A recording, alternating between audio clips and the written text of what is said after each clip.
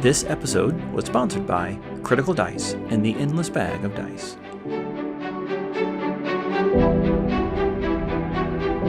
Welcome to the Compendium, a resource designed to help you spend less time learning D&D and more time actually playing. Now, like we said at the beginning, what's interesting about this character within the framework of the player's handbook is you're not given the reference of an orc to be able to compare and contrast it to. And half-orcs do not have a subrace. Like, it's what you see is what you get. Right. With the exception of... Well, so normally we would talk about half races now. Not half races, sub-races. Sub-races. Now. Two halves. and usually if we're surprised that something does actually have one, it's because of Sword Coast Adventurer's Guide. And I looked in Sword Coast Adventurer's Guide, and there's not one. Which is the first for like the last 6 episodes. Which is a first for us. How could you let us down, Sword Coast Adventurer's Guide? But in Volos, they actually make the full orc a playable race. Right, because in the monster manual, it's meant to be a monster. You're not necessarily seeing the racial traits and some of these other benefits. You're just getting the hit points. You got the stat blocks and lore, and that's about it. Right. So Volos gives us another option to play a full orc. And so in lieu of their lack of any kind of sub-races, I thought we'd talk about that instead. Yeah. Okay. So very similar, a couple notable differences. So ability score increase, exactly the same. +2 to strength, +1 to constitution. And then here's where the age range gets different. They mature at age 12 and live to 50. 50? 50. Wow.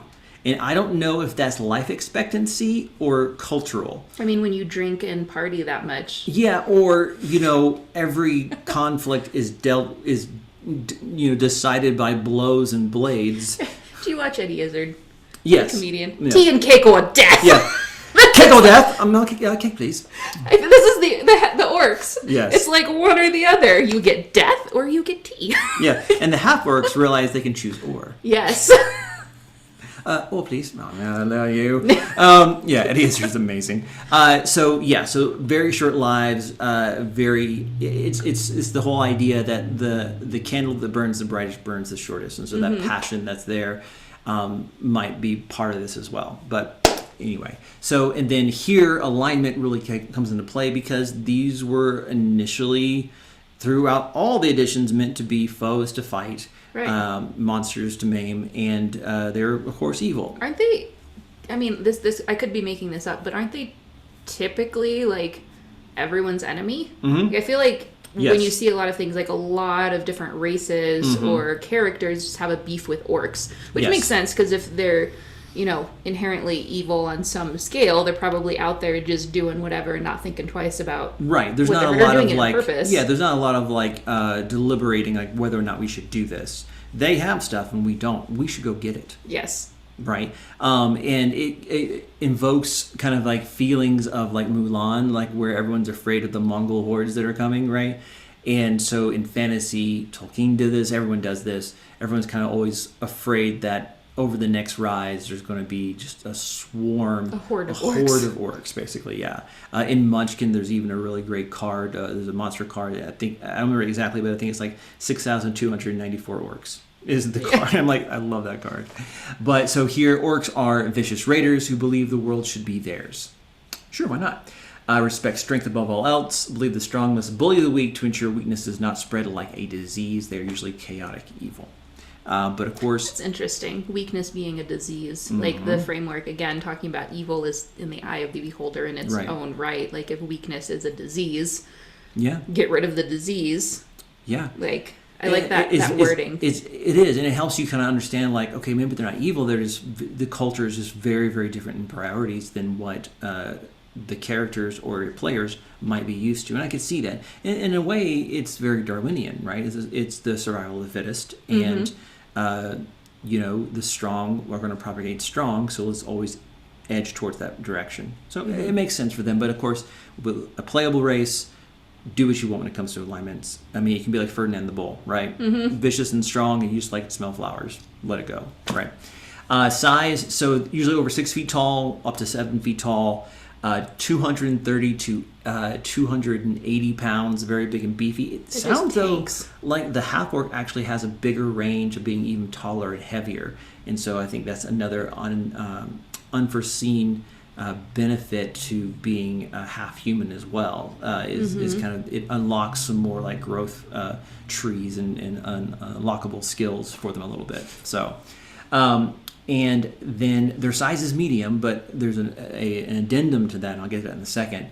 Speed, 30 feet. Dark vision, same as before. Out to 60, they can see in dim and dark light. Then I'll kind of get to this now. So almost all of that pretty much is the same. Yes. Which is interesting for especially the ability scores, because typically with half races you're getting some of the human side, but you're getting the exact same ability scores being a half orc as you would a full orc, which is a little bit different than maybe some of the other races. So there's some other things that full orcs get that the half orcs don't, and vice versa, and that's kind of where they start to delineate. But it doesn't change as much as you would expect to see in some of the other ones. So it's a little bit more nuanced. Even though they're medium, they have something called a powerful build. When we talk about Goliaths later, they have this too, where even though they are medium, big medium, but medium, they always count as one size larger when you're trying to figure out the carrying capacity and how much they can push, lift, and drag. Oh, that's not confusing. Right, and so there is a table, I don't know where it is, it's in the DMG, but basically, you know how much you can lift because of your strength score. If you're large, it's times 2. So for them, if they could conceivably carry like 230 pounds according to their 250 pounds because of their strength score, because they're in full orc, they count as being large, so that's actually 500 pounds. Wow. Yeah. It doesn't change like combat prowess or anything like that. But as far as lifting a boulder out of the way, exactly, yeah, or throwing a horse, or just being the guy who carries. Personal experience with that one. No, for legal reasons can't talk about it. But but also like just the guy who carries everything, right? Or being able to carry really massive weapons is not being a very big burden to them, things like that. So it's kind of fun that way. They also have something called aggressive. So as a bonus action, they can move their whole speed toward an enemy as long as they're that they can see or hear, as long as they will end that movement closer to that enemy. So as a bonus action, just every turn. Oh, so you could get twice movement basically. Yes. Okay. So I was wondering, why wouldn't you just they can move? rush in? They can rush in. It's then as a bonus action, rush in again as long as they're moving closer to an enemy. Right. And then attack. Because usually something like dash, that is your action, and so you can move twice as far, but you can't attack at the end of it. Right, unless you're like a rogue with there's always special exceptions. Thing, or monks who have to spend key points. Full orcs, I guess you get to do it because they feel like it. Yeah, because they're aggressive.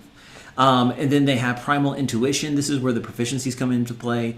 They can pick from a list, 2 from the list of animal handling, insight, intimidation, medicine, nature, perception, and survival, which makes a lot of sense. Although insight is a very interesting one, but I like it.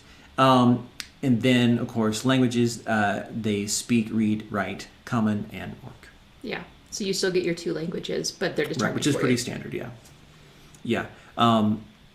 So that's the full orc playable race for D&D. Right, and their visual appearance is going to be a little bit more imposing. Yes. Right, because you don't have that human watering it down, for lack of a better word. Yeah, exactly. So they're going to have some of the same problems, and they can choose from their list the intimidation. Instead of it just being given to them automatically like the half-orcs. But it doesn't have to be. But they're still very imposing and impulsive and aggressive by nature. So it's a little bit different. So why would... I feel like half-orc, or maybe full orcs, what would trigger an orc or half-orc to go out and adventuring? Is just the idea of like glory and honor? Because if they like to party and have a good time, they probably want to stay where there's parties and good times. Right, but fighting is also a good time. That's true, and you've got Grung back there being like, go kill something. Yeah. Get Grummish being all like, kill them, kill your parents. Yeah. Like backmasking on the old 80s records. But Yeah, also, for them, I think the answer might be the easiest of all. Why not? That's true. Right? They're just like, sounds fun. Let's do it. Impulsive in their own way, yeah. Yeah, we're going to go to this next city and see what trouble we get into. You in? Yeah, sure. Yeah, of course. Why did you ask me that question? Of course I'm in. I'm already packed. Let's go. Thank you guys so much for joining us this week on the Compendium, where we are talking about all things D&D, helping you spend less time learning and more time actually playing. This episode was sponsored by the Critical Dice and the Endless Bag of Dice, where you can get a new set of dice delivered to your door every single month for as little as $6.99. Click on the link in the show notes to learn more. Make sure you subscribe to our channel if you enjoyed listening in this week so that you know every time we push out a new video. And also leave a comment below if you learned something new in this episode that you didn't know before. Thank you so much for listening in. We'll see you guys next time.